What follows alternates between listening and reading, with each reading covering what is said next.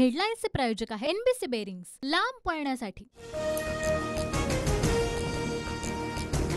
मुंबईतील मुसळधार पावसाचा लोकल रेल्वेला फटका। मध्य रेल्वेची वाहतूक धीम्या गतीने सुरू। प्रवाशांचा ट्रॅकवरून पायी प्रवास सुरू।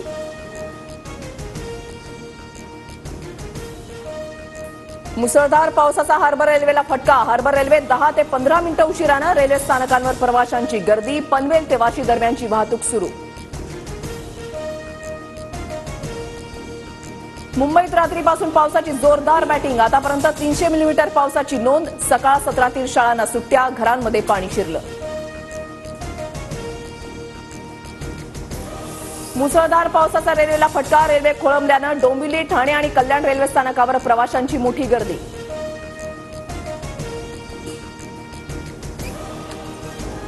पुण्यातून मुंबईकडे जाणाऱ्या 2 रेल्वे गाड्या रद्द।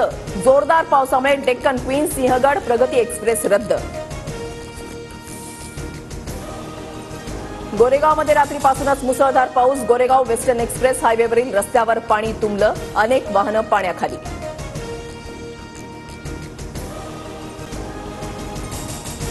रत्नागिरीच्या राजापूर शहराला पुराचा वेढा। जवाहर चौकामध्ये 2.5 ते 3 फूट पाणी साचलं, तर शहरातील काही रस्ते पाण्याखाली।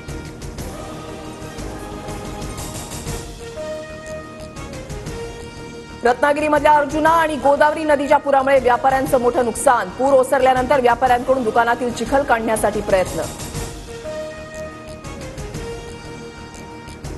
ठाणे, वसई, महाड, चिपळूणसह कोल्हापूर, सांगली, घाटकोपर, कुर्ला आणि सिंधुदुर्गमध्ये एनडीआरएफच्या तुकड्या तैनात। अंधेरीमध्ये 3 आणि नागपूरमध्ये 1 पथक तैनात। मुसळधार पावसाचा मुंबई उड्डाणांवरही परिणाम। मुंबईतून जाणारी आणि येणारी विमानं उशिरानं सुरू। प्रवासी त्रस्त। शिवसेना ठाकरे गटाचे उपनेते शरद कोळी यांना गोळ्या घालून जीव मारण्याची धमकी। सोलापुरातील वाळू माफिया अण्णाराव उर्फ पिंटू पाटीलकडून धमकी। तक्रार दाखल।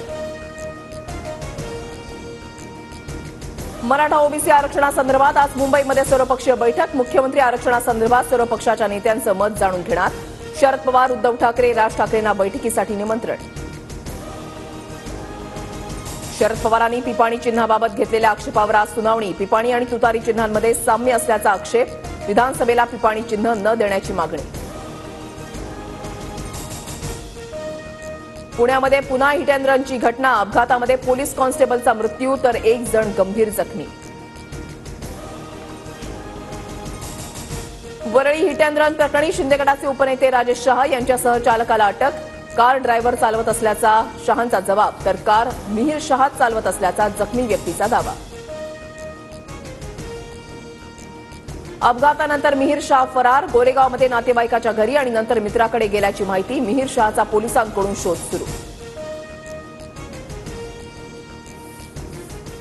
हेडलाईन्सचे प्रायोजक आहे एनबीसी बेरिंग्स, लांब पळण्यासाठी।